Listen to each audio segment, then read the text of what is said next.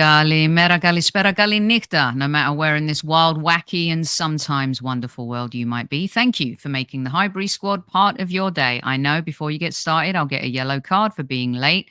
My entire system had a total meltdown, unlike the Arsenal these days. We have a very special guest in the house, one of our favourites. Let's rock and roll, folks.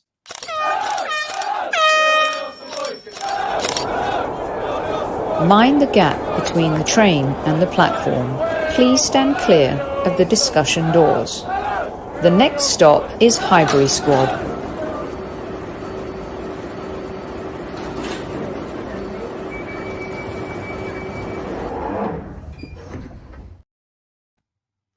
Oof, gosh, I hate technology sometimes, most of the time. Hello, Squaddies. Welcome back to Squad Central. Another massive game ahead this weekend, of course. At ease, everyone, at ease. The whole family's here in chat. And for those listening on replay because you're watching the football, I don't know why you're watching the football because the Arsenal are playing, but whatever. Welcome back to the show. One of my favorites, not only as a female broadcaster, but as a human being, the host of TalkSport Weekend Breakfast, Natalie Sawyer. Hello. Nice as Kev would do. Nice to see you both. Great to be with you both as well. And my wingman for the evening, of course, is Albert from not you're Mr. Albert, but from Albert JTV, one of the, I say new voices, but you've been around, but we're loving what you're doing, Albert. Thanks for joining me as my wingman. Sophie, it was an honor. It is a pleasure. When you asked me, I didn't even let you finish the sentence. And I said, yes, especially if I get to meet Natalie as well. Oh man, woof, what a season it has been so far. Good evening, everyone, and thanks for all the love for Natalie in the house as well. We really appreciate it. And we've got another big game this weekend, another London derby. I tell you what, them teams up north, Natalie, they're a little bit lucky, aren't they? There's more London derbies than I can count these days. Yes, although they might turn around those teams up north and go, you don't have to travel far, do you? So I suppose in some ways it's easy, but equally the rivalry and that pressure ramps up when you know you're playing one of your local teams, certainly.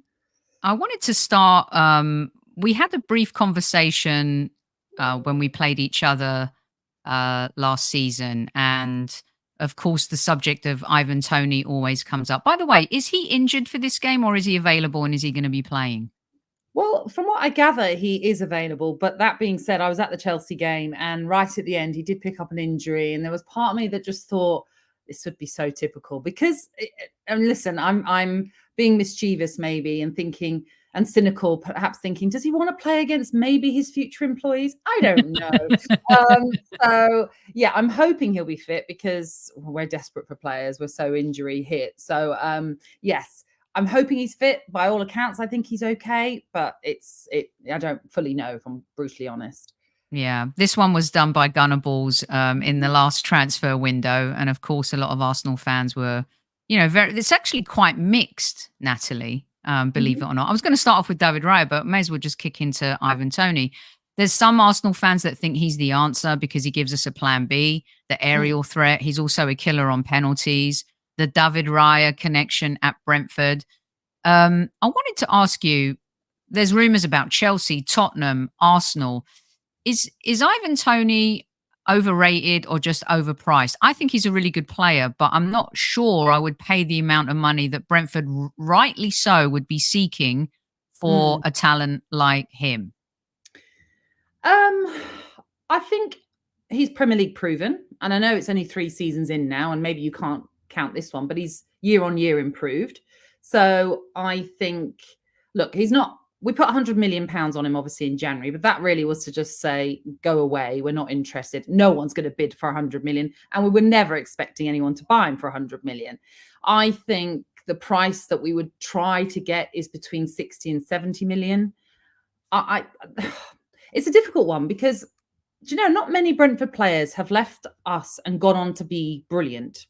And I don't mean that harshly, but it's just fact. There's a lot of players that went with a lot of hype, but haven't really delivered since they left. I mean, you could obviously, Ollie Watkins, without a doubt, has done brilliant things at Aston Villa. And so he's definitely a success story. But most of them haven't gone on to do what we all expected them to do or hoped that they might do. So I'm always of that message. The grass isn't always greener. So Ivan, it's not always greener.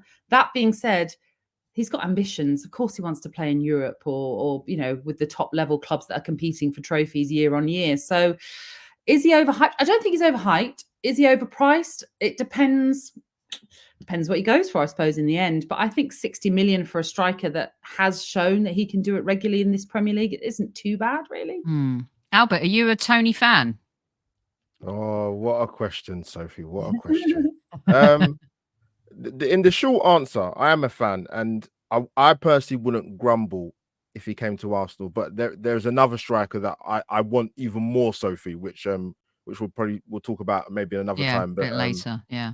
Well, there's always a new striker Arsenal fans want. I'll take Ollie Watkins all day, every day. And he's an Arsenal fan as well, so he'd love it. There you go. Yeah. He's Premier League proven, as you said, Natalie. Now, one of the things that's excellent about Brentford in their ascendancy was the relationship with Raya and Ivan Toney. And, I was definitely one of those Arsenal fans that, fell in love with Aaron Ramsdale. I think we all fell in love with Aaron Ramsdale. He came at a time where our culture was dead, and players like White and Tomiyasu and Ramsdale came in, reignited our love for the club again, and helped Saka and Emile Smith-Rowe, who were carrying the team, and that connectivity that was kind of missing. There's this debate about whether or not he's really truly been tested because the defense has been so amazing. Has Brentford struggled this season? Because you've missed Toney for the best part of the season. You've lost Raya. Has that been a massive gaping hole for you guys? Is that why you've struggled? I think, well, primarily for a lot of clubs, injuries has been our biggest issue, and I'm talking about key individuals, not just squad players. We're talking first 11 players. If we were to play your traditional back four, well, pretty much our back four is out. So that's been insane. To lose Rico Henry, who is so influential down that left-hand side, has been massive. Likewise, on the other side, you've got Aaron Hickey, who plays for Scotland. Again, massive miss in defence. And going forward, as we always see with wing backs now, it's so key for them to go forward as well. Then we're missing Ethan Pinnock, Ben Mee's out. So many players, key players we've missed this season. And then we had to introduce a new keeper, Mark Flecken, who didn't get off to a great start. But I always think one of the toughest positions to bed in is the goalkeeper, because you have to build a relationship with your defence. And it's something that takes time to bed in, really. And I think actually we've seen the best of Mark Flecken in the last few games. And I know we haven't necessarily won, but he's been pulling off saves and we're into double figures in some of the games that he's played in recently, which again might show that our defence isn't great if he's having to pull off these saves. But actually he's kept us in games, even though we might have ended up losing them. So yes, we've missed David Raya, but because he was instrumental for our part of our defence, and as I say, having that relationship with the defenders in front of him. But I think we're just starting to see the best of Mark Flecken, which is a positive for us. One of the things I think some Arsenal fans have struggled with is because David Raya, because Aaron Ramsdale had such a huge personality, maybe some Arsenal fans, too much personality in a game, self-admitting that he couldn't concentrate for 90 minutes, which I think hurt him. David Raya is definitely the opposite. He's quieter. It doesn't seem, I say this with so much respect, to have a personality, and that's really unfair because Ramsdale is so kind of like out there. Yeah. What was he like with fans off the pitch? Is he just a quiet guy but a great guy, and he seems like a total team player. What's your take on him? Yeah, I mean, I think you've summed it up. I'd say team player without a doubt. Definitely doesn't have the traits of Aaron Ramsdale, who, as you say, likes to wind up the opposition fans, etc., and then get involved with the home fans as well, which I'm sure as an Arsenal supporter, you love that because you feel as though he's just taken the club into his heart and wants the best for the club. So I get that.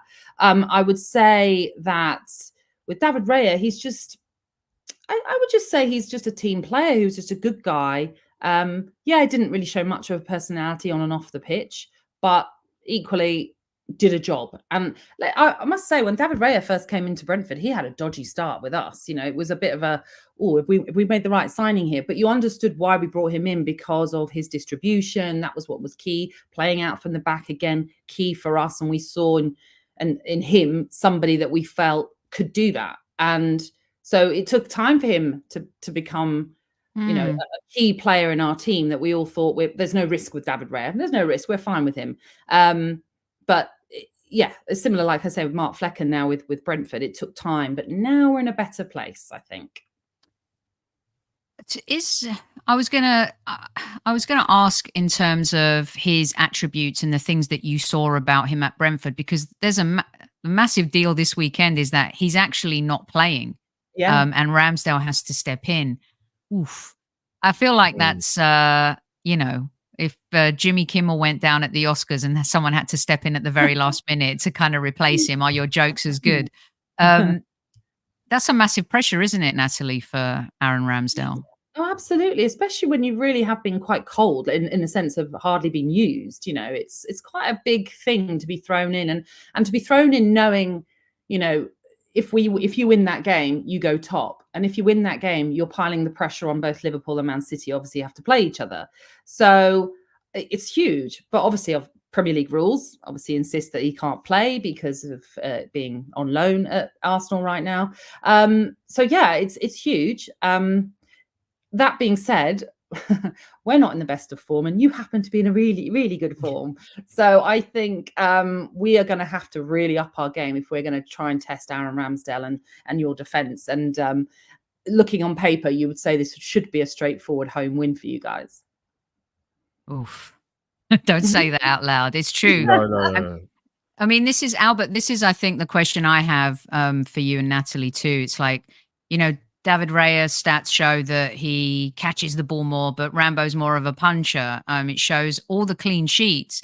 But, you know, you look at some of our games recently, of course, yes, we've played, you know, Sheffield United and teams that just have been struggling a little bit. But the defense has been incredible and maybe helped the goalkeeper as well. But I don't want to diminish also what David Raya has contributed from a distribution point of view. And these guys, this picture, this reminds you a little bit of an old school Arsenal situation going on in the tunnel. Absolutely. It's interesting with the goalkeeper situation because there was a surprise because a goalkeeping purchase was not at the top of my agenda as an Arsenal fan, and I think I wouldn't be alone in saying that. So it's quite a surprise. But when I kind of thought about it a little bit more, I kind of got it. I mean, this is the one position in the team where I know you had the goalkeepers union come out and the Schmeichels and the Shay Givens, and they wouldn't be happy about it. But Mikel is his own man, and I think he kind of looks at it like, say, for example, we got an ACL injury, you know, at the time for Aaron Ramsdale. Look who our backup goalkeepers were coming in, Sophie. The Arsenal fans would have been having kittens. So I kind of understood it, and if in terms of David Raya, if he can give you that extra 2-3%, hope maybe to get us over the line or to give the defense a bit more confidence, that's what Mikel's seen. You know, this is not a goalkeeper that has come out from nowhere. He's been interested in him before. You know, last season I think he was number one in terms of passes, and he had a slightly higher save percentage than Aaron Ramsdale. So it's those small. Arsenal fans might not like it, but Mikel's thinking ahead and thinking, you know what, if he can give me that extra 2-3%, then he's my number one. It's interesting. Yeah, I think you're right, Albert, as well. And I think you mentioned it there about the punches and the saves and the difference between Raya and Ramsdale. Now, my other half used to play football, so we'll watch football together, and he'll get frustrated when a goalkeeper punches out when you can save it, he'll say.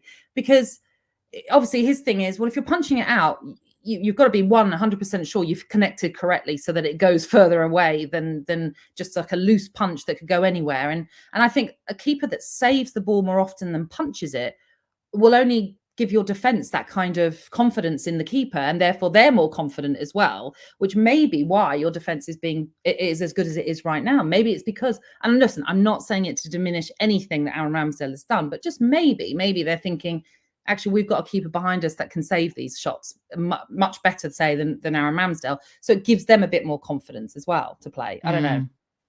It's a little bit like I'm going in with my film references today, guys. Al Pacino in Any Given Sundays, that whole speech about inches. It's the difference between winning and losing, isn't it? And I mean, speaking of winning and losing, I think that the run that we're on right now is amazing. It's incredible. We're playing beautiful football. We're scoring lots of goals, Natalie. That goal difference is key. But we're also playing against a manager this weekend that is so likable, much more than Ange Postecoglou, I'll add, everyone. Thomas Frank is probably the most legit, likable manager in the Premier League. It's not Big Ange, I'll have you know. That's just my humble opinion. And you could see his frustration too, Natalie, on the sidelines this season. What's your take on Thomas Frank? And I don't want to... Is he too nice? Do you think he's too nice? Would he be too nice to manage a bigger club? You guys want to hold on to him for as long as possible, but he is attached to a lot of jobs all the time. I know that you're a massive, massive fan. Yeah. Oh, gosh, absolutely. I mean, first of all, to pick up on your point about being likable, there'll be I know a lot of people that don't like Thomas Frank. I mean, as in fans of other clubs. They just... What? Something about... Yeah, absolutely. Oh, my goodness. I see it all the time. See it all the time. Partly because... I think he's quite an honest guy, but sometimes he can be maybe too honest, or maybe honest isn't the right word either, but sometimes too defensive of Brentford, and then will kind of, how do I put it? He doesn't go for the other team, but he can be a bit negative about the other team. He's not like Pep Guardiola is the master of always being positive about everybody and everyone that they're facing. So if, like this weekend with Liverpool, he'll talk glowingly of Jurgen Klopp. Obviously, we know Jurgen's done great things, but he'll still say what an amazing job he's done, and this and that, and Liverpool's team is just fabulous, etc., etc. And Thomas Frank will do that to a degree, but post-match, he does rile up opposition fans at times, because sometimes he'll say it like, oh, we didn't deserve to lose that, or we didn't, and some fans will look at that and think, well, no, you did deserve to lose that. But he'll see it slightly differently. So I get that other fans actually don't like him as much as I do. And as you've obviously pointed out, you do as well, Sophie. I mean, I love him. Is he too nice? I don't think so. I think he could easily go on to manage a bigger club, which I know is his ambition to do so. It's just who will take the risk. Is he a glamorous name for a bigger club? I'm not so sure. But I think he could definitely put in the needle when it's needed. If you're looking at him being too nice to manage a bigger club, I think he can certainly deliver those kind of sucker punches when needed. It's funny because... Sophie, let me come in quickly, go on, jump in. Yeah, jump in. You know what's interesting? Because obviously when I saw your face when Natalie mentioned about Thomas Frank being likable and, people not liking him, Natalie, we have it with Mikel Arteta. Believe me, with a lot of rival fans. There's something about him that I think it winds people up on a totally different scale. Different level. Arteta's so polarizing; it's unreal.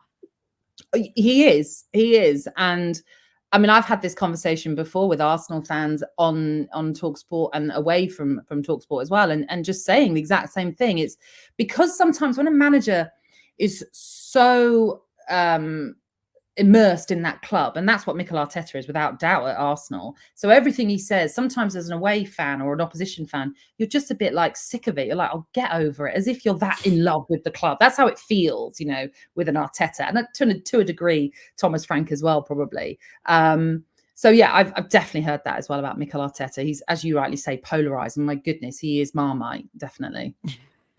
Absolutely, definitely. Yeah, we were.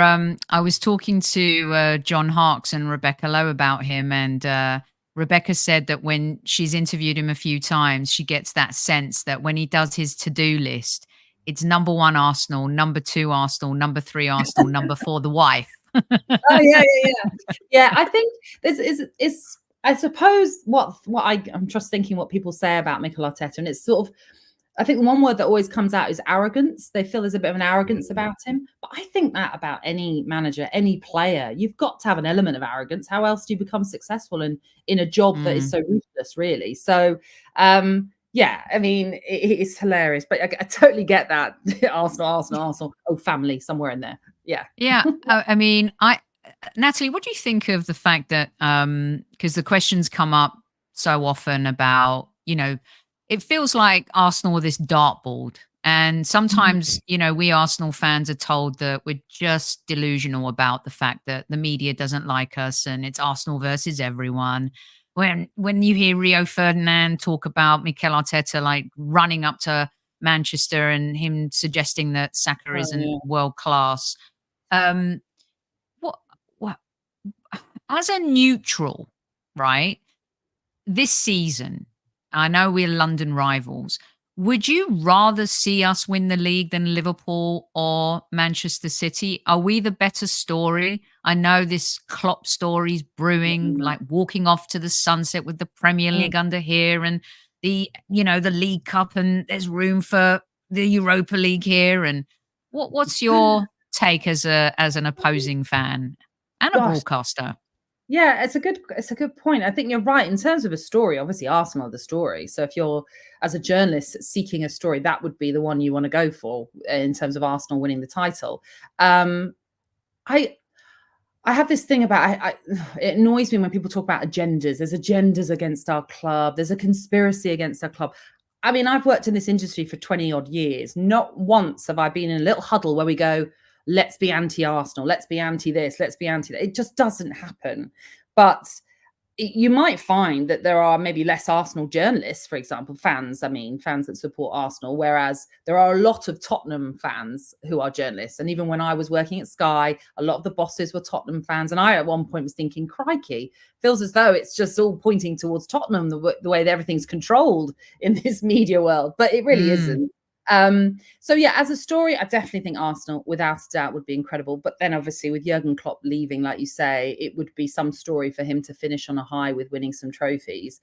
It's a difficult one. I don't even know who I want to win. It's not even a question of who I want to win. I just still Arsenal, have it in my head. Arsenal, Natalie.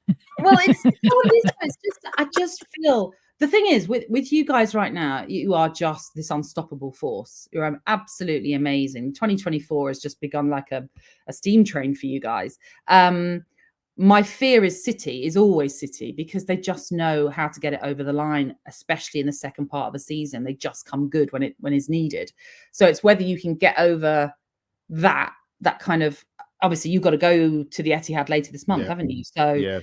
If you can beat them again, like you beat them at home, then that puts you in such a strong position. So yeah, I would say, as a story, yes, Arsenal to win would be what I would go for as a story. Yeah. See, guys, I told you this is why I love jump in quickly. You can jump in whenever you want, Albert. Oh, Sophie, you're so kind. About Mikel, Natty, just to quickly ask you, I'm hoping you might not have seen it.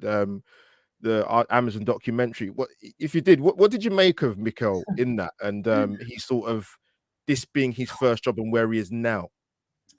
I mean, clearly intense is what I came away with thinking, and also, if you recall, obviously when we beat you in that first Premier League game for us at Brentford, and Ivan Toney obviously did that little tweet about nice kickabout with the boys. The fact that Mikel Arteta held on to that, and then when we played you at the Emirates, obviously that season, I assume, if I remember rightly, he had it on the notice board, didn't he? He'd written it on the whiteboard, I think. He did. So in my mind, I was like, it just made me laugh. I felt like, gosh, that's so school kids sort of reaction. He's petty. He's petty. It's petty. There's an element of pettiness there. But equally, it made me laugh in a good way. Like, I love the fact. I think it's, all these kind of little things that we get in football where we have little to and fro's. I love all that. And it should be about banter. It's a bit like Neil Maupay and what he does with his little, dirty tricks on the pitch. I love all that. What a wind-up he is. Oh, God. Oh, he loves it. He is a wind-up merchant and he'll do his best. But he's also very off the pitch, I mean, completely different. Off the pitch, he's one of the quietest guys. I remember speaking, I mean, I've known him for years, since he was at Brentford originally. And he was always very shy, and especially because he didn't speak much English when he first moved over. And then when he went to Brighton, I remember speaking to the CEO, Paul Barber, and Paul Barber was like, if you ever want to find Neil Maupay, just go to the end of Brighton Pier. That's where we sat. He'll be reading a book. That's all he wants to do. He's one of those. He's very different off the pitch than he is on it. But equally, like, nice he'll wind the players up, but like against Tottenham when he wound up James Maddison. But at the end, he went up to James Maddison and congratulations, 3 points. You know, you won. So he's quite an honest player at the same time. So yeah. Anyway, I slightly went off subject there with Neil Maupay. No, I love it. Absolutely love it. 300 of you in live chat right now. Kiss that like button. Do what you want to it just once, remember, because if you do it twice, then it unlikes it. So make sure that you just hit that like button. We got Natalie Sawyer here, the host of TalkSport Weekend Breakfast, with us. Natalie, is Saka world class to you? Oh, here we go. Do you know what? First of all, go back onto what Rio said about Mikel Arteta going to Manchester United. No, he'd be absolutely foolish to go there right now. If it was in a slightly healthier position, you can maybe get the temptation if he's going to be offered bags full of money, etc., etc. But I mean, he's in a much better position at Arsenal. Why on earth would he want to leave? And he's clearly on this amazing journey and project that as I'm sure you would want him to be around for a long time. So I don't think he'll go to Manchester United. I think that was absolutely ridiculous. And frankly, it was what's the word I'm trying to think of? Crikey. Perimenopausal. You forget all the words you want to say. I just thought disrespectful. That's what I was trying to say to Arsenal. Me too. Right there with you. It's watershed, yeah. Oh, the words, the basic words you forget. Oh, if only Joey Barton could hear us now. I know. Oh God, that would be another podcast. That's a whole other show. That was it. It's disrespectful to Arsenal because I think where you are at right now, you're just on this crest of a wave and you're just going to get better and better, aren't you? So I don't see why he would leave there. Is Bukayo Saka world class? I think that's a difficult one to answer. I think he's incredible, absolutely incredible. I think he's integral to you, obviously. I think he's key to England as well. I'm sort of that ilk where maybe he has to win a bit more to really be considered world class. But having said that, how he basically, I know it's Martin Ødegaard as your captain, but how he's one of those leaders on the pitch for such a young age. I mean, my goodness, he will become world-class if he isn't considered world-class by many others. So, yeah, I'm just basing it on trophies. I wouldn't call him world-class yet, but I don't think he's far off it. So is Foden then considered world-class because he's won trophies? Because Harry Kane hasn't won anything and he's considered world-class. There's this juxtaposition, isn't there? Absolutely right to raise it because Harry Kane is the best example.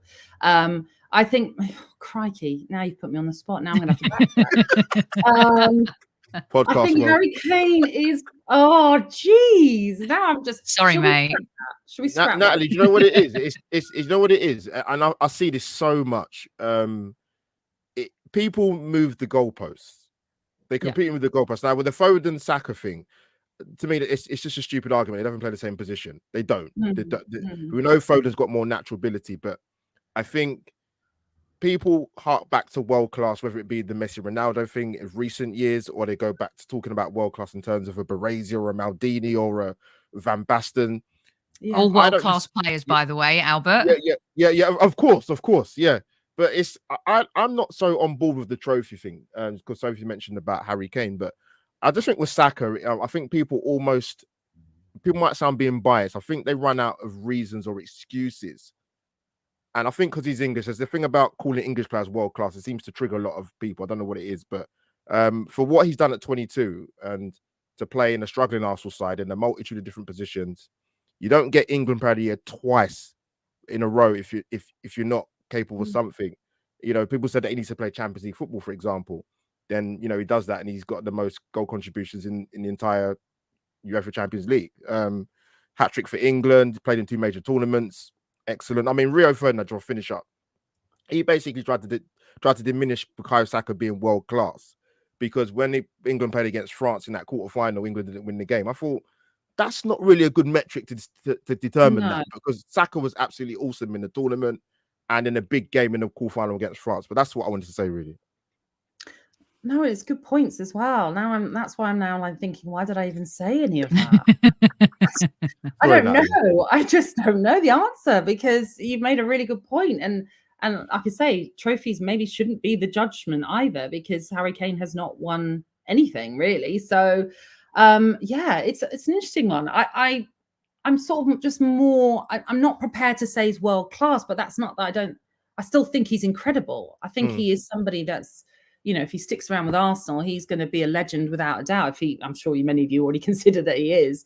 And maybe you do, as I'm seeing there, Lone Star Londoner is saying, if other massive clubs want to bring him to their team, then maybe you do have to consider him world class. So yeah, I don't know what the answer is. I actually don't. It's interesting because Damien brings up a good point too about Jude Bellingham, and I mentioned that the other day because he's won the Pokal with Borussia Dortmund, and he's won the Spanish Cup, but hasn't won the two big ones yet. But the lauding of Jude Bellingham, I think the difference is, Natalie, he's playing for Real Madrid and his stats are being compared to Ronaldo, right? And he's living up to that expectation. Arsenal, I think, because we've been in the doldrums for so long, Saka stats, you have to go back. They're being compared to like some great players too, though. So would you agree with this? Until Arsenal win the Premier League or the Champions League, we will never get the respect. Even if we lose the title by a point, we will be called bottlers at the end of the season. I absolutely guarantee it. And I don't think that's me being like delusional. Do you agree that we have to win the big ones in order to get that respect, as does Saka in order to get that world-class tag? Yeah, well, so for your first point, yes, I think with Arsenal, without a doubt, if you have to win something for us to start taking you seriously, if you know what I mean. Even though I'm saying I think this is a club that's just on an upwards trajectory, I don't see you going anywhere but that. But for those that, if you don't win the Champions League, if you don't win the Premier League, for example, then yes, you'll be known as bottlers once again. It'll come down to you just didn't have the stamina to get it over the line and blah blah blah, and what we see all the time. But I also think we're living in extraordinary times when you've got Man City and you've got Liverpool, who are this. For neutral, this title race is absolutely brilliant. I can't imagine what it's like for you all to be involved in it, because it must be just nail biting the whole time. It's all right, Sophie. It's all right, Sophie. It's all right. It must be great. It's okay so far. It must be great. Ask me again in May. It is. Well, this is it. No, but it must be great. But equally, you're thinking, oh, we just want them to drop points. We just don't need any last minute winners for, when Manchester United went ahead in the Manchester derby, you're thinking, oh, maybe, just maybe, form goes out the window in a derby. So who knows? Maybe they're going to win this one. And that puts pressure back onto Man City and gives you a bit of a step up ahead of them, etc. So what, Bukayo Saka, I'm now going to backtrack about trophies. Ooh. And I don't think it's necessarily important to win trophies to be considered world class. But I still think as a team, you need to win trophies just to be considered as, one of the actual rivals, if you know what I mean, going forward into next season, etc. That's fair. But that's just how I see people see Arsenal. That's not my view. I think you're there and you're there to stay. Do you enjoy watching Arsenal play as an opposing fan? Because as much, I don't think City they're great, and I think we're more exciting to watch than City. I think Liverpool have been exciting at times. Do you enjoy watching Arsenal? Oh, absolutely. I mean, I didn't enjoy it on Monday night because I was thinking, crikey, where next? That's not fun. So yeah, obviously that's the problem when you're scoring goals for fun like you were at Bramall Lane. It just puts the fear into you because you're going to be facing that same lineup basically. But yeah, absolutely, of course. I mean, how can you not enjoy a team that's won 7 out of 7 recently, and what was it, scored 31, 31 and 7, and is it you've only conceded 3 or something in that time? Yep. I mean, it's ludicrous. It's absolutely ludicrous, and everybody wants to know what happened in Dubai for this form to have turned around so drastically. Natalie, what happens in Dubai stays in Dubai. You're telling me. I think everyone's tried to get out of Mikel. So, of course, I do. Who doesn't enjoy watching Arsenal, especially as it's a young team still who you can see are just enjoying what they're doing. And maybe actually with David Raya now in the team, there's probably Brentford fans look on, not to say that we're like rooting for Arsenal, but there's an element of, we know David Raya, and we, maybe we want to see Yeah. him do well. I don't know. There's that as well, an element as well to bring into it. Okay, a couple more for you before we let Natalie go. Of course, and calm down, chatters, okay, because I'm going to ask about England and the Euros. All right, it's a really big deal. A lot of England fans think that Southgate isn't the guy. He's had enough opportunities to bring this massive talent, which I think is more talented than the so-called golden generation that failed to kind of win. He's done a brilliant job to get England to a final. You would argue that had he put the foot on the gas, they would have beaten Italy, but Arsenal's Jorginho had other plans that day, Natalie. There's a player who I think has changed our fortunes like completely. He's probably had 2 bad games all season. One was against his old club. He's a joy to watch. He's a joyful human. He's been an amazing addition. You've got Saka, you've got Rice, you've got Foden, you've got Bellingham, you've got Harry Kane up front. How can he screw this up? How can he screw it up? It's a good question. I'd like to think he won't. Look, I think Gareth Southgate has done a tremendous job. I think he's made England likeable. I think he's made England more interesting for everybody. I think, yes, you can question some of the in-game tactics, like you mentioned, against Italy in the Euros. You could question maybe what happened is at the World Cup as well, and how. But then, a penalty miss away, or if Harry Kane had put away that penalty, the story could have been very different in that game against France.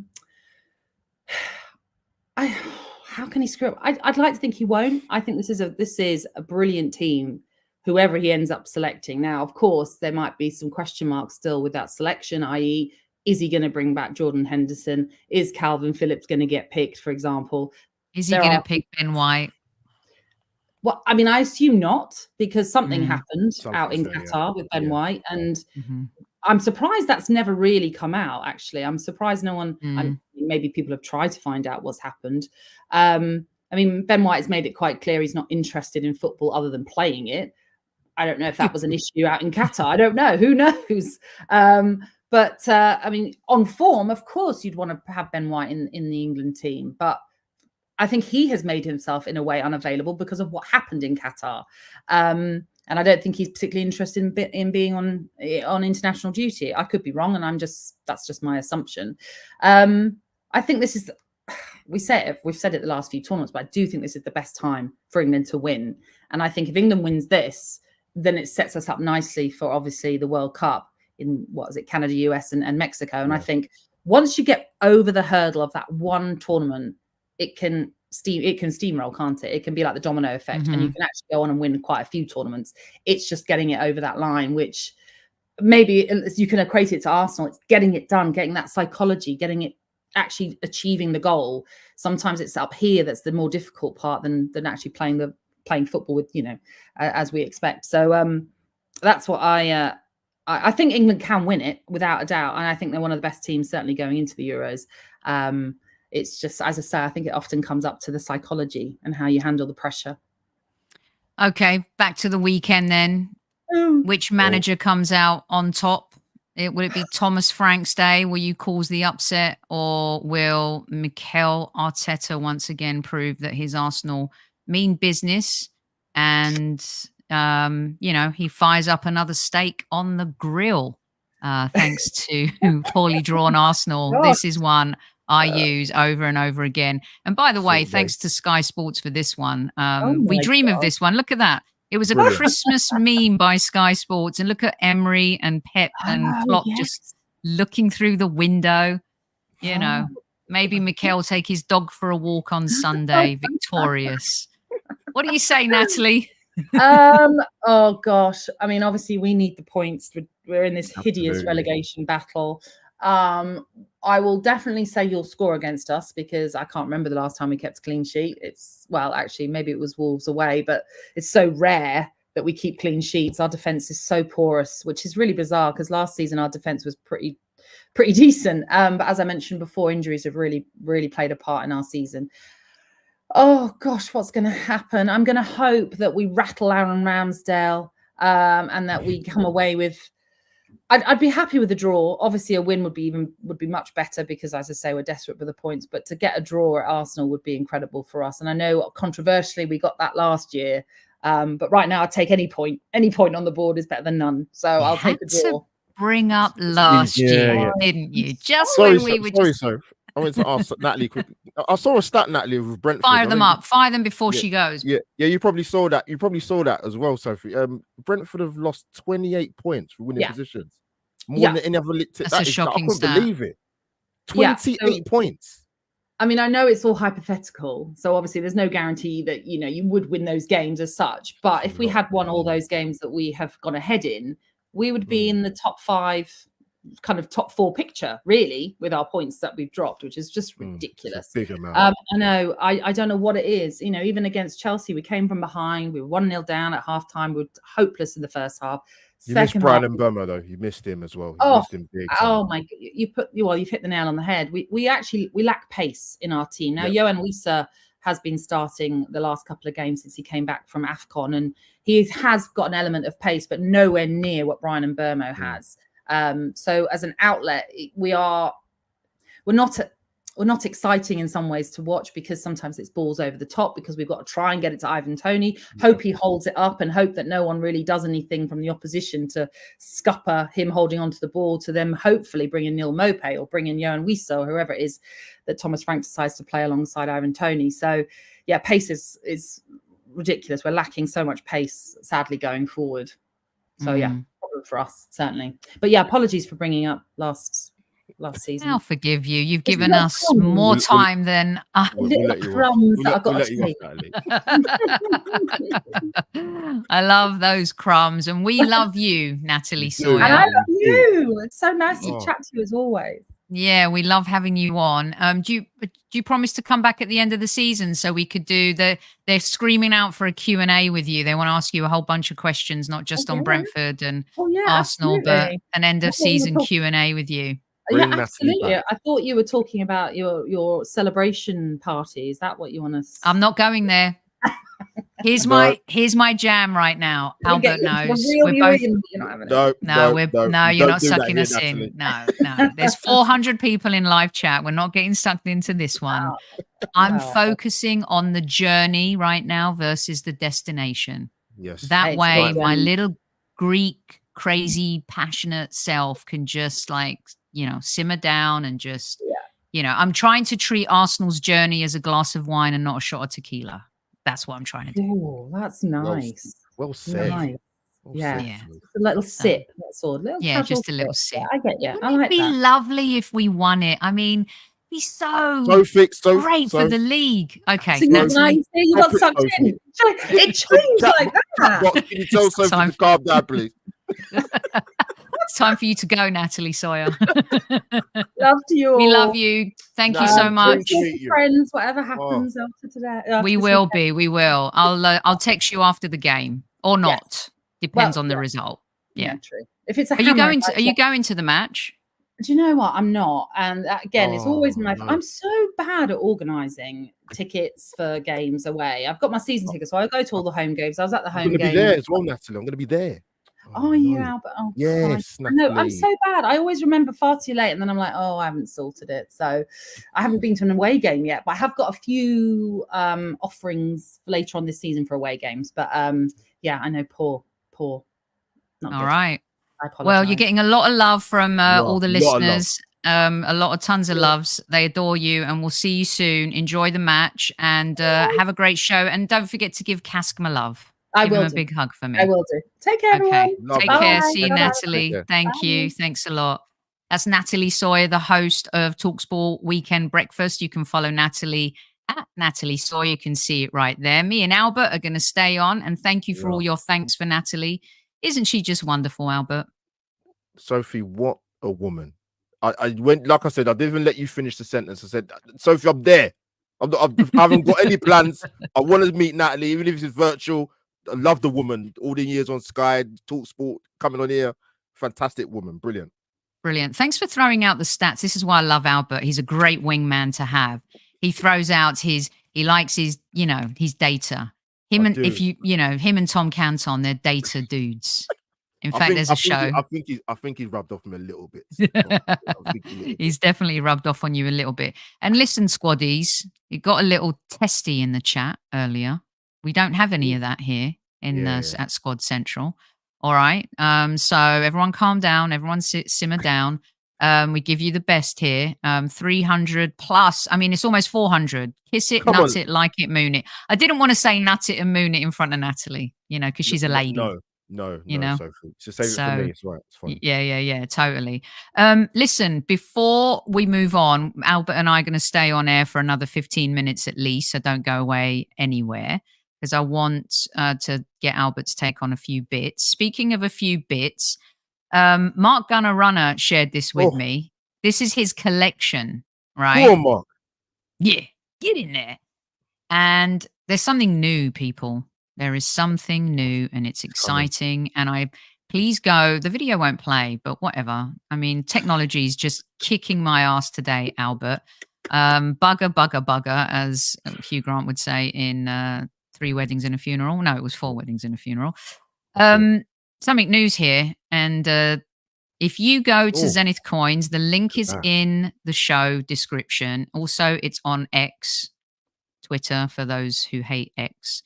HSNB10 for 10% off. It's on pre-order. Okay, let me get rid of the banner. This is paying homage to the North Bank at Highbury. We are the Highbury Squad.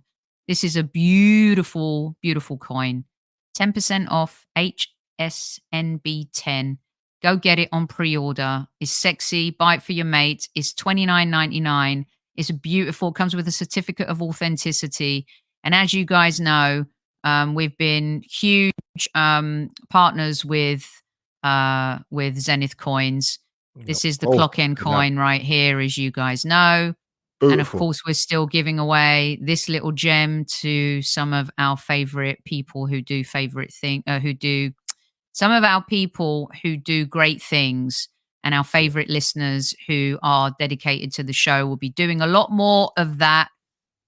Hit the likes, of course, and go visit our friends at Zenith, please.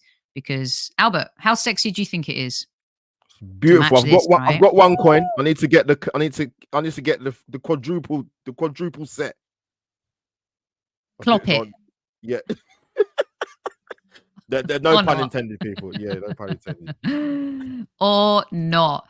Albert, before we move on to the next subject, let's get to 200 likes. Come on. Yes. I mean, let's do it. There should be as many likes as listeners. Haven't got one yet. Seb, they're coming. I tell you, up the Arsenal squad. Yes. Runs with Cows, happy birthday. And Lynn, one of our OGs. Go on, I read up that you fell, and I hope that you're okay. So everyone give their love to Lynn, who's had a bit of a rough time of it with her health lately. And Lynn has been there from the very, very beginning. Came to our Hippodrome show. Albert, you met Lynn as well. She loves the latest coin. It's fab. You know what, Lynn?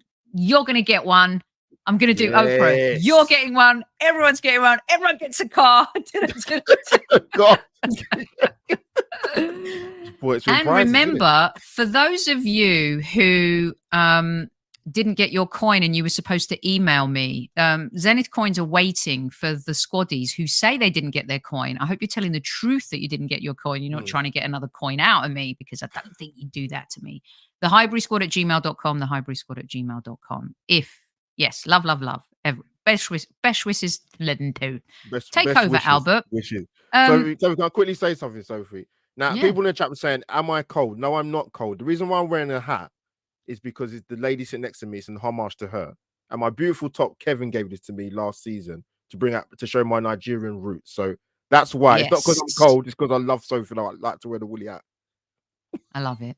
I wear woolly. They always say to me, must be cold in California. No, I just love to wear woolly hats. That's what I love too. I'm roasting. I've got to be honest. Happy tears, Lynn. Happy tears. No. Okay. Email me and we'll sort all that out. Okay. The Highbury Squad at gmail.com, and we'll get you on the list for the North Bank coin as well. Man. And a lot of love to you. And of course, happy birthday to Runs with Cows. Anyone else celebrating anything? Anyone else? Anything else going on in anyone's life here. James Johnston in the house. We had Dan What, Jim? Potts in the house earlier. We got Hertzy, Mike Hertz from Not Another Yeah, Arsenal yeah. podcast in the house.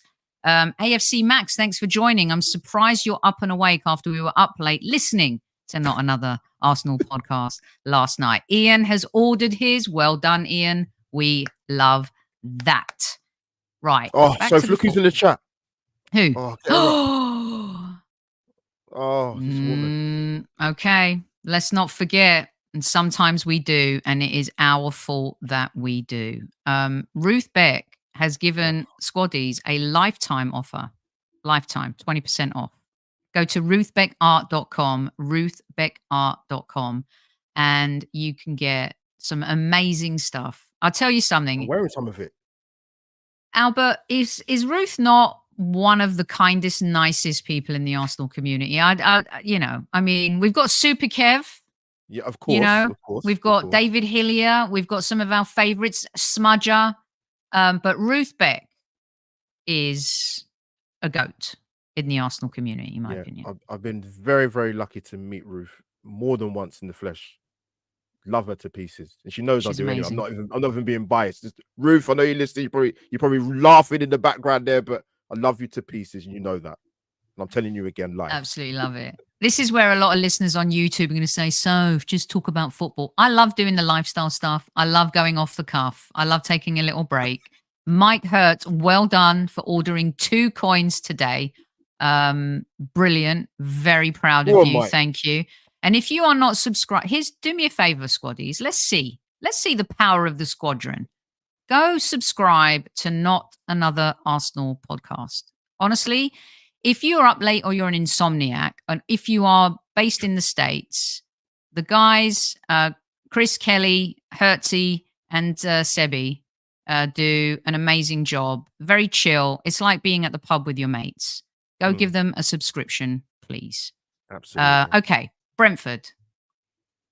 Let me get your. Actually, let's do this real quick. Switching gears. Now, let me see how loyal you guys are too, because I do want to talk about Arsenal women real quick. Come on. Next week, Albert. Let's do a dedicated show to Arsenal women. Okay, and we'll bring Susie Rack on, and we'll have a chat with Susie from The Guardian as well. But I did want to mention that I didn't get a chance to do this. 60,050 sold out at the Emirates. For the North London derby, the grounds women on the day, everyone that worked that game that day on the ground was a woman. Leia finally got to play in a sold out Emirates Stadium with her Arsenal baby buddy. The two of these two, what a moment for these two. That's nice. The game wasn't the best. And Albert, I want to ask you this. We have got so much talent on this team, right? We're only 3 points behind the other two who are still in the Chelsea have got the cup tonight, isn't it? Tonight, yeah. And 3 points is sometimes really insurmountable in the WSL. Do you think they're underperforming? Do you think they're underperforming? And is Jonas still the right manager for this team? Great. He's got to win something. In short, yes, they are underperforming. I've not got to go and watch the women live in the flesh, but I've watched them quite a few times this season. I was obviously at the game on Sunday, and I did message you actually, and I said, and to Demon as well. And my good man Ray, who went to the game as well. Ray Kassim, shout out to you, mate.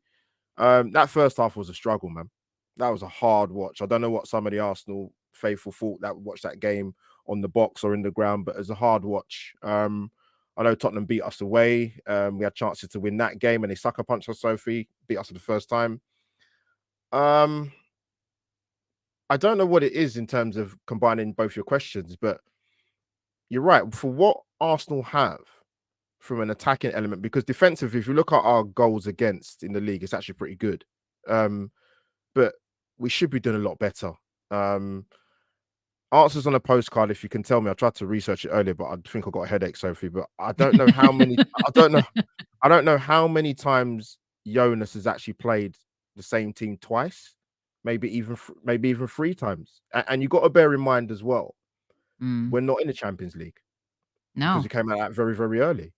So I said this to you, Sophie. When I see Katie McKay playing at right back, I've got to wonder what the manager's doing. She's not just one of your first team starters; she's one of your best players. So why are you taking her better attributes to play at right back?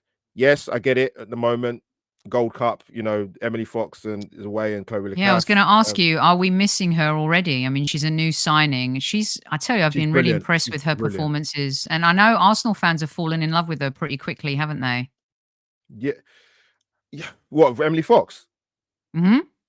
Oh wow, that's a surprise to me. I thought it was a good acquisition personally, but No, they've fallen in love with her very in love. quickly. Sophie's out of love. It's the opposite, dude. Oh God, no! I was thinking, what are they watching, Sophie? Yeah, love Emily Fox. So you kind of think to yourself, you brought in Amanda Ellisted, right? Who plays better in a free. People might argue she can play in a four, but she's better in a free. Injured, obviously missed on the weekend. You could play Catley maybe as a centre half if you think Leah's not ready, but then also you got Leah Cadena as well. It's just I find the football ponderous, Sophie. I don't know about you. It's ponderous. it's really slow, and no offense to Tottenham, but Arsenal should be rolling them over. You got better attacking players. You're at home. It's North London derby. I don't really remember them working the goalkeeper very often. Spencer in the first half, anyway. Palova takes too many touches, which doesn't help. I'd personally like to see Kyra Cooney-Cross play a bit more. She seems to bench rule more than actually play games, start games. There's a lot of things, and people might say, "Oh, but you're only 3 points behind." But if you actually look at Arsenal's the actual table, City has scored 5 more goals than us, Sophie. Chelsea has scored 13 more goals than Arsenal this season. No, that's massive. 13. That's another point. And you know who our next game is against, don't you? In the WSL, Chelsea. That's a must win. We have to win. But yeah, Sophie, it's a bit better in the second half against Spurs. We'll go back to the game. Kim Little again stand out. I'd like to see her get on the ball more. I've always said that about her. She can go beyond the strikers. She hits a great diagonal, which kind of led to the goal. Russo scoring, but Jonas has obviously signed a contract in October, so he's here for another 3 more years. I mean, well,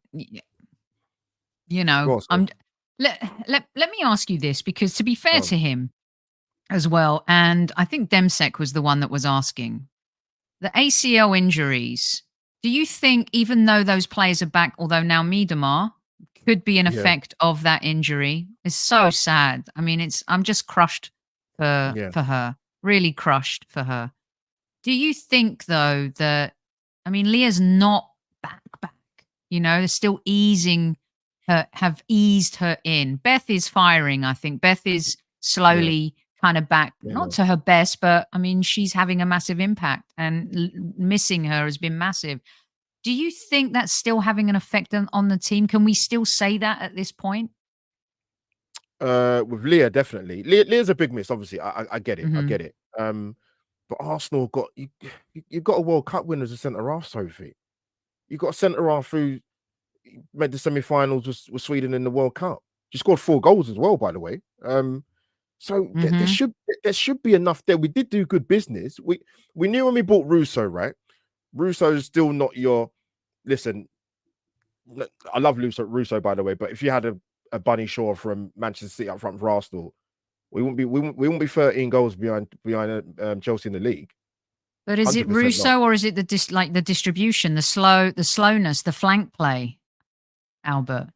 Yeah, no, that's a fair point. That's a fair point. I just sort of talk because I know Bunny Shaw's so brilliant for Man City, but I know she's phenomenal. She's a fantastic player. Yeah, but you're right. It is the supply line. Because Beth's only just come back. Caitlin Ford, I like. Do I wish I could see a little bit more from her? Yeah, but I just think it's the stuff. For example, when Kyra Cooney-Cross came on, she wasn't brilliant when she came on, but it was quicker when she came on. Kim Little got on the ball a bit more. Kim Little was just class, but I think sometimes I want to see more from her, because she's that good a player. But it's just, it shouldn't take for Arsenal. I've seen a couple games this season, Sophie, right, where Arsenal's gone behind. different team. But it shouldn't be down to the fact that you're losing games of football for you to get your ass in gear, if I can say it on the channel. You can. Yeah.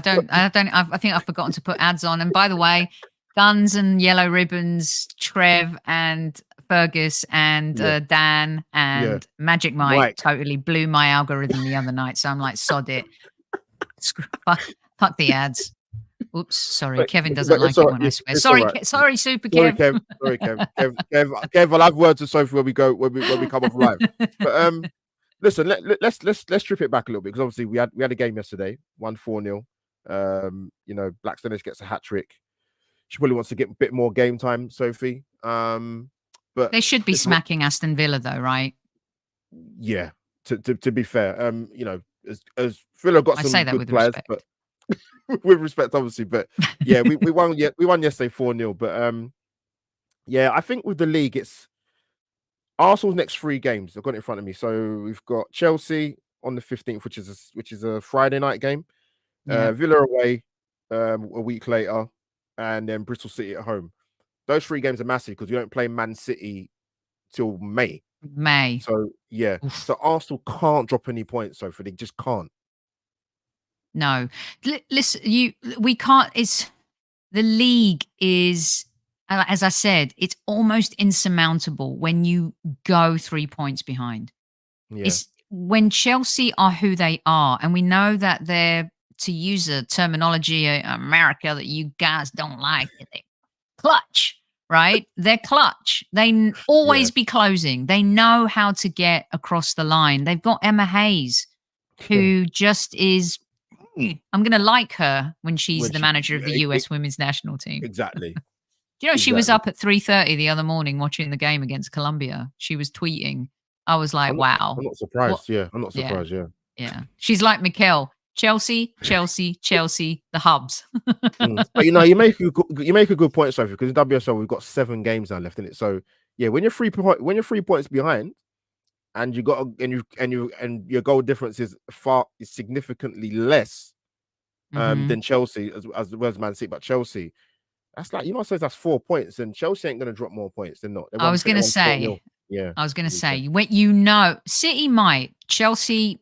They're like Manchester City, you know, on the other side, Pep's team. Once they get to a certain point in the season, the likelihood of them dropping points is very unlikely. And therefore, it's the same with us in the Premier League. We have just got to win our games. Winning. Yeah, that's simple. It's that simple. And it's Emma Hayes' last season. So listen, they want to get it done for her, don't they? Yeah. I mean, yeah. And I'm going to the game, Simons. And yeah, Sousa's been amazing. I mean, what a leader. I mean, that Brazil. Like USA beat Canada, didn't they, on penalties, didn't they? Oh my gosh. Did you guys watch that? I know I say, do you guys watch that game? Hardly anyone here is watching that game, which is a shame. Listen, Women's Gold Cup. I'd go watch the highlights. The pitch was totally waterlogged, right? The ball wouldn't move. I know that the manager of LAFC was complaining about the game in the snow in Utah the other night. Got fined 10 grand, by the way, for publicly criticizing the league. Yeah, for breaking the policy of public criticism. I was like, what the hell? Dude can't say that he was bummed that his team had to go out and play in that. Anyway, the women's game was a lot worse. And Canada went down because of a terrible back pass. The ball just got stuck in the penalty box. Yeah. And so everyone was saying, oh, God, you know, thank God, let's just get this game over with. The US were winning.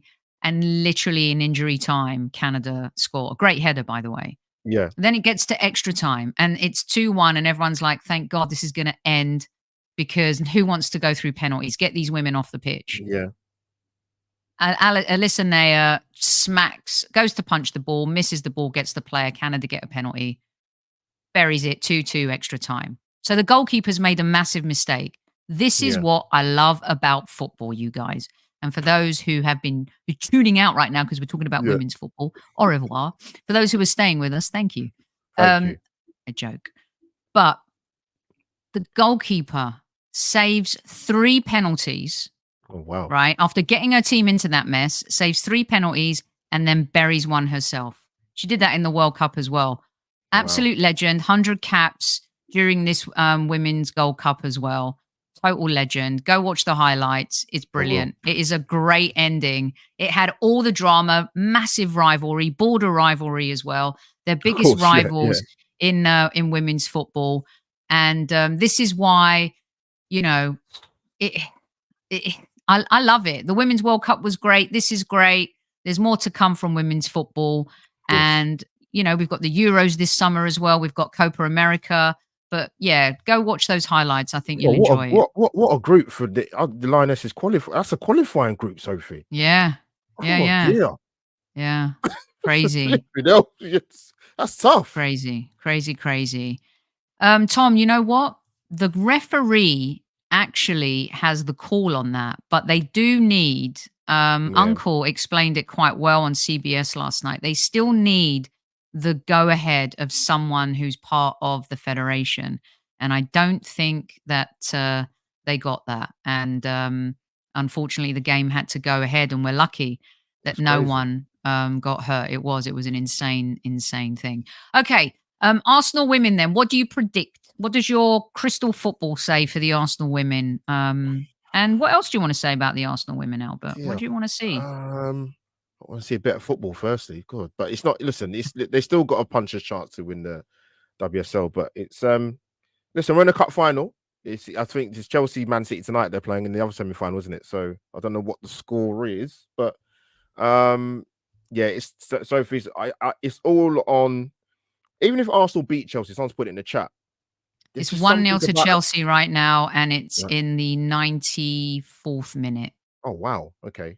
It could be a London final. Oh, looking forward to that. Might get tickets for the final. But yeah, I just think they need to win the Chelsea game, but it's what they do. It's what they do in the next 2 or 3 games after that, because the game's running out thick and fast, Sophie. So my gut's telling me Arsenal won't get it done in terms of winning the league, but get a cup in there for Jonas. But it's not over till it's over, but I'm not confident from what I've seen this season in terms of the football and what he's doing the team tactically. All right. We're going to regroup with Albert on another women's show, so look out for that. We'll talk a little bit more about our Arsenal women. And whenever those games happen at the Emirates, I was actually fighting with people on Twitter. I mean, why do I do it? I don't know why I bother. No, who were actually saying, well, when you sell tickets for 15 quid, of course you're going to sell out. Who cares? If it gets people in the stadium and it gets the women's game more exposure. This is what it's all about. The women's game is like 100 years behind the men's game. Can we please stop comparing? It's not necessary. Let's just celebrate the fact that this is happening.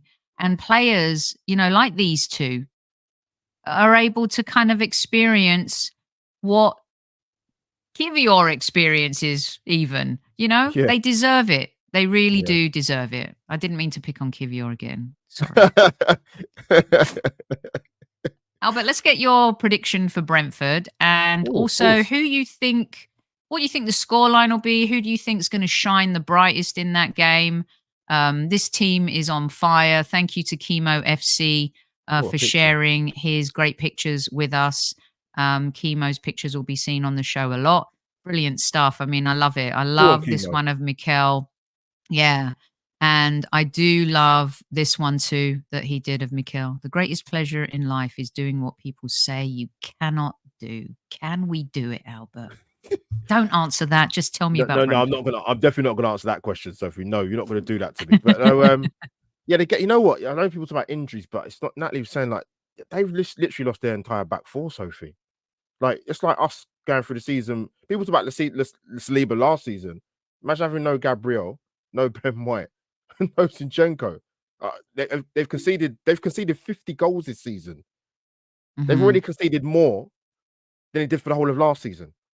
But yeah, I'm confident we can go and get the points. I'm gonna go for.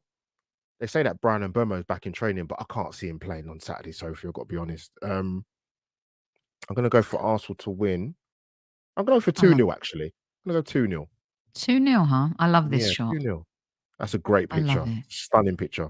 Isn't it? It's for those listening on audio, we're looking at a picture of Saka with the fans, with the Arsenal flag flying, which Kimmo Yeah. FC has done. Go give him a follow. It's just absolutely a Yeah. stunning, It's class. picture.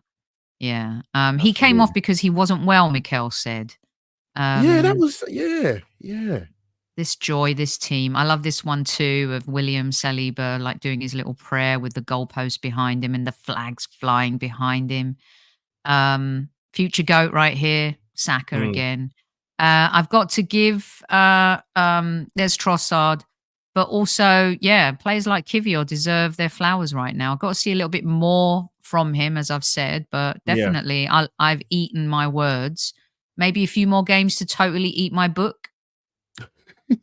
We'll give you. Yeah, you know what? I think a lot of people went very early with him. I was kind of sort of look. He's playing out of position. I'd have liked to see Mikel integrate him a little bit more better than last season, if I'm going to be honest. I think he chucked him in for the first game when we played Sporting Lisbon away in the Europa League. But yeah, I'd like to get a bit more game time to get settled in. But listen, when you're in a winning team, Sophie, that are keeping double figures for clean sheets and beating teams for fun, he even got a goal. He could have got one the other day actually as well. But yeah, he's doing well. He's doing well. It'd be interesting to see how he carries on. But I think the other concern is Jesus. It'd be interesting to see what happens with that actually, Sophie. He's got to be on the bench for me, Albert. He's got to earn his listen. If I know Mikel, you play your best players when they're fit, but when it ain't broken, you don't. And he's got to earn his disciples back because currently, you know, Odegaard and Havertz and Saka and Martinelli and Declan Rice are on fire. And when you have a player like Jesus to come off the bench, who, by the way, takes a few games to get match fit, doesn't come, and I didn't want to pick on anything in that, you know, Sheffield United game, and I won't. But he's a player that needs 4 or 5 chances, and right now we've elevated our finishing since Dubai. Players are getting a chance, they're burying it. We're scoring a lot of goals.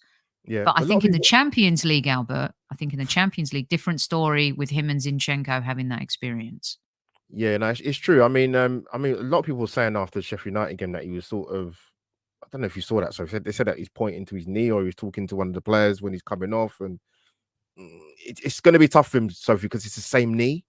So with that comes, well, even more injuries. But yeah, he's gonna have to bide his time because at the moment the team are playing more than well. To be honest with you, I mean, like I said, 31 goals in 7 games. Both facets of the team, defensively, offensively, very good, looking dangerous. Someone said I'm going a bit too light with 2-0, but listen, I'll take it now. But you know, we might pummel them. But listen, Brentford are actually pretty unlucky against Man City. I thought personally when I watched that game, I thought they was in it for quite a long time. There's only a mistake that happened, and Haaland's gone through, and they won 1-0. But it'd be like I said, I'd be surprised if Mbeumo's back, but Toney will give us a few issues. But I think we'll beat them 2-0 personally.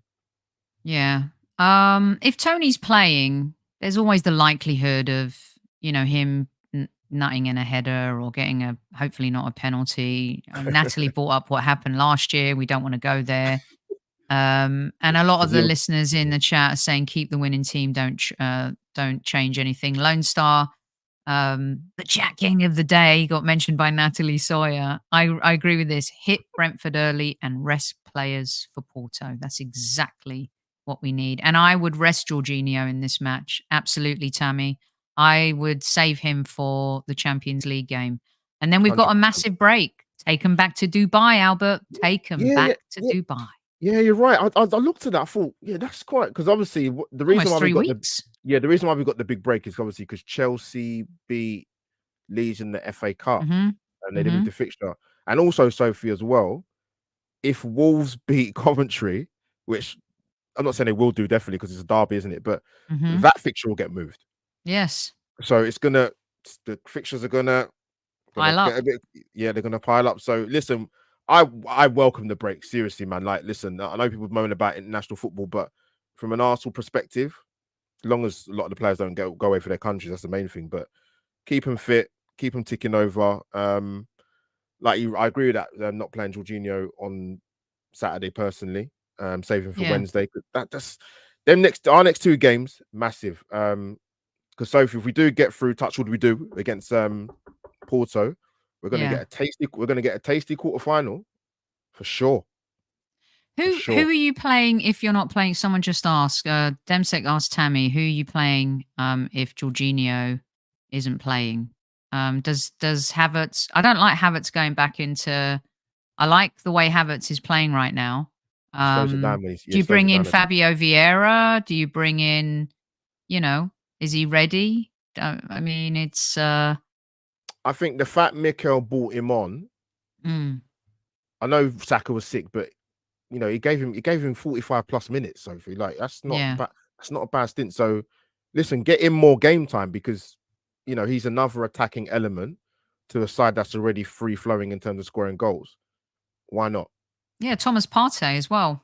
Well done. I've forgotten about him. Exactly, Sophie. I had to take a picture of him when I did the live watch along. I couldn't believe it was him.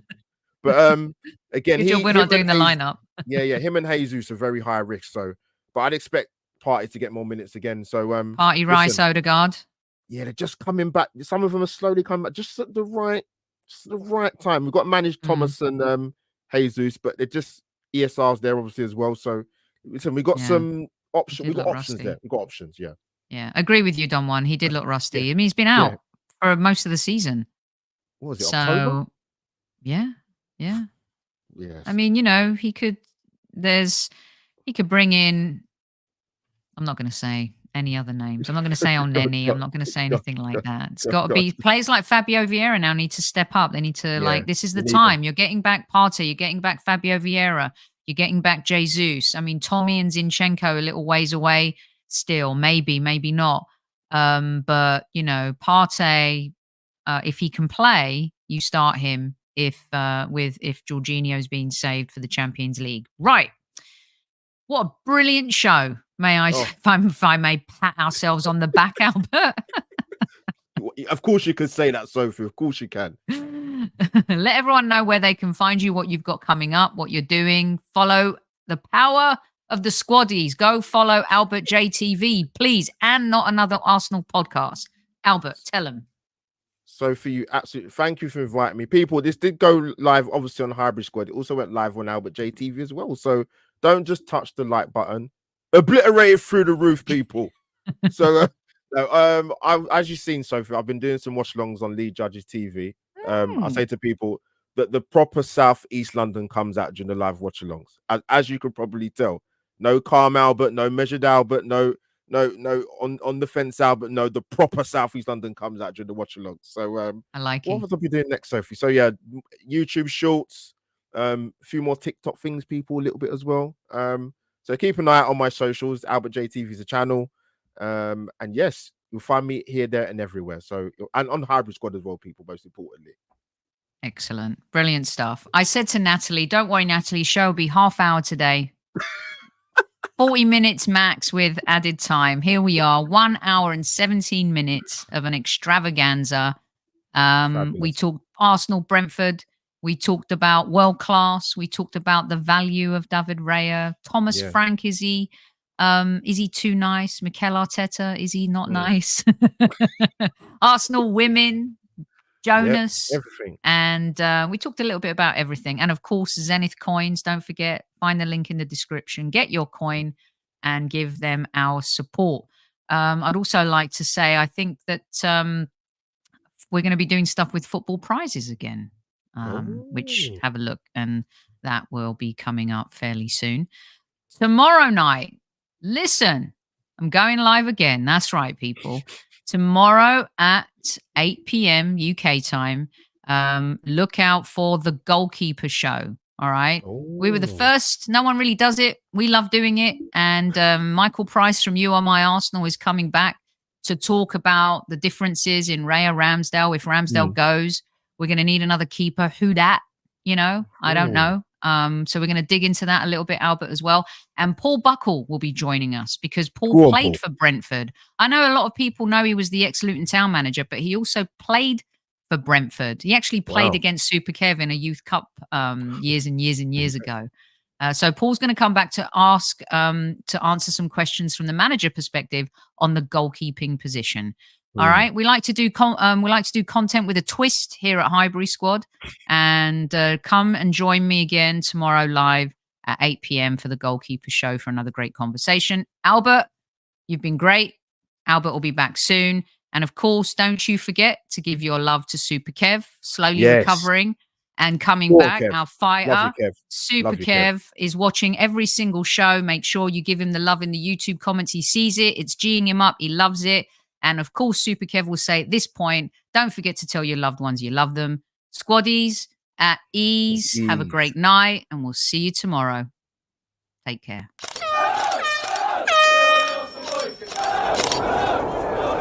Mind the gap between the train and the platform. Please stand clear of the discussion doors. The next stop is Highbury Squad.